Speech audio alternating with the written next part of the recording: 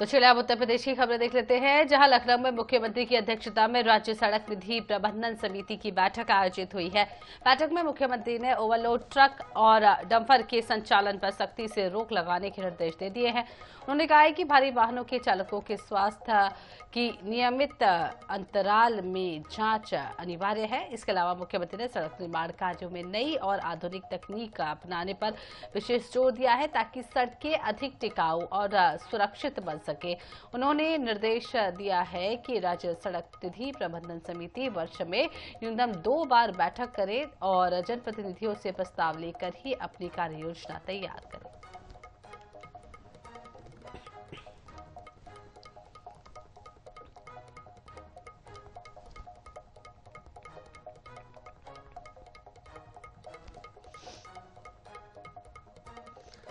तो लखनऊ में उत्तर प्रदेश के डिप्टी सीएम ब्रजेश पाठक ने केंद्रीय बजट 2026-27 को करोड़ों देशवासियों के लिए संकल्पों की सिद्धि करने वाला बताया है। उन्होंने कहा है कि यह बजट प्रधानमंत्री नरेंद्र मोदी के विकसित भारत के सपने को साकार करेगा और हर वर्ग का ध्यान भी रखा गया है। डिप्टी सीएम ने केंद्रीय वित्त मंत्री निर्मला सीतारमण द्वारा प्रस्तुत बजट को आत्मनिर्भर भारत और विकसित भारत के निर्माण का विजन बताया है। उन्होंने प्रधानमंत्री और वित्त मंत्री की लोक कल्याणकारी बजट के लिए आभार व्यक्त किया है और इसे देश की प्रगति की दिशा में अहम कदम बताया है।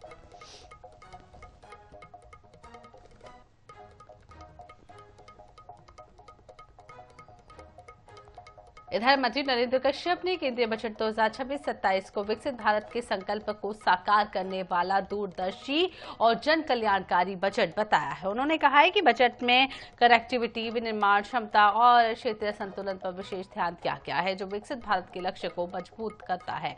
इसके अलावा आत्मनिर्भर भारत की दिशा में घरेलू उद्योगों को प्रोत्साहन, ऊर्जा सुरक्षा, आयात निर्भरता में कमी, रोजगार सृजन और कृषि उत्पादकता में वृद्धि प्रमुख विशेषताएं है और दिव्यांगजन सशक्तिकरण हेतु कौशल योजना और सहायक उपकरण योजना के माध्यम से ठोस पहल की गई है।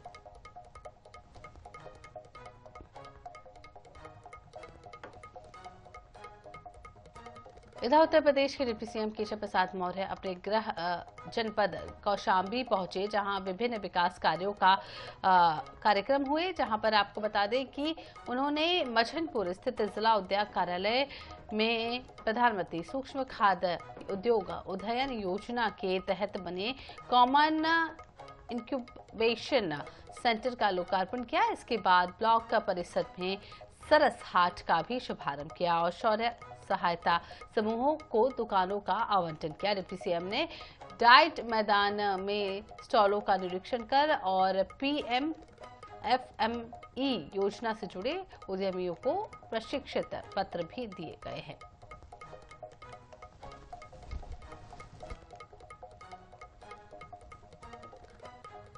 इधर गोरखपुर में भाजपा सांसद जगदम्बिका पाल ने नवे केंद्रीय बजट की सराहना की और इसे यूथ पावर का ड्रीम बजट बताया है।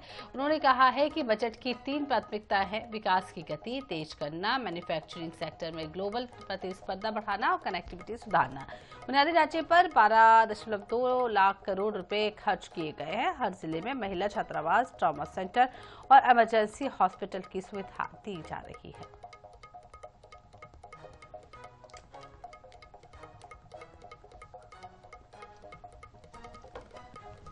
इधर फर्रुखाबाद के लोहाई रोड स्थित भारतीय पाठशाला कॉलेज में राष्ट्रीय स्वयंसेवक संघ के 100 वर्ष पूर्ण होने के अवसर पर भव्य हिंदू सम्मेलन आयोजित किया गया। कार्यक्रम में बड़ी संख्या में संघ और स्वयंसेवक पदाधिकारी और विभिन्न हिंदू संगठनों के प्रतिनिधि शामिल हुए। सम्मेलन का उद्देश्य हिंदू एकता को मजबूत करना और भारत को हिंदू राष्ट्र के रूप में विकसित कराना संकल्प बना है।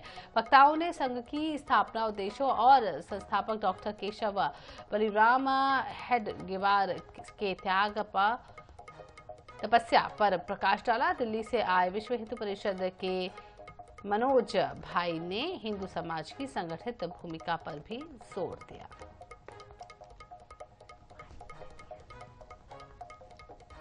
अलीगढ़ के थाना बन्ना देवी इलाके में रेल यार्ड में सरकारी राशन के करीब 800 टन गेहूं बारिश में भीग गया। मालगाड़ी से लाए गए 56 रैक में लगभग 56,000 गेहूं के बोरे थे, जिसमें 16,000 बोरे बिना ढके प्लेटफॉर्म पर रख दिए गए थे। रात भर हुई बारिश से ये पूरी तरीके से भीग गए। अधिकारियों ने सरकारी राशन ठेकेदारों की लापरवाही जिम्मेदार बताया और आपको बता दें कि इसके नुकसान होने का आदेश भी उन्हीं के ऊपर मढ़ दिया गया।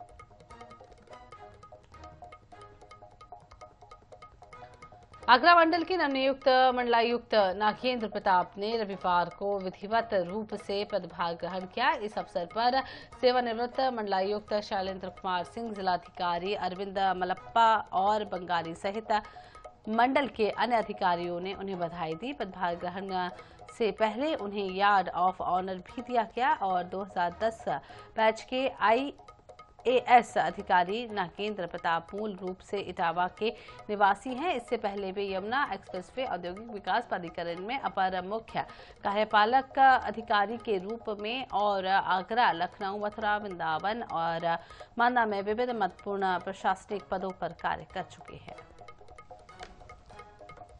इधर बागपत के केची स्टेडियम में बागपत कबड्डी लीग सीजन 2 का समापन रोमांचक फाइनल मुकाबले के साथ हुआ है। गर्ल्स वर्ग में नैन स्पोर्ट्स अकेडमी ने देवकृष्ण को 27 से लेकर 26 से हराकर खिताब अपने नाम कर लिया है। बॉयज वर्ग के फाइनल में दोघट ने बिजरौल को 23 और 22 से पराजित कर ट्रॉफी जीती है। दोनों मुकाबले बेहद करीबी रहे हैं और बराबरी के बाद रेड के आधार पर नतीजा तय हुआ है। दर्शकों में जबरदस्त उत्साह देखने को मिला है। आयोजन को जिले में खेल संस्कृति को मजबूती देने वाला बताया गया है। प्रतियोगिताओं में खिलाड़ियों की कड़ी मेहनत और टीम भावना का भी सहारा लिया गया है।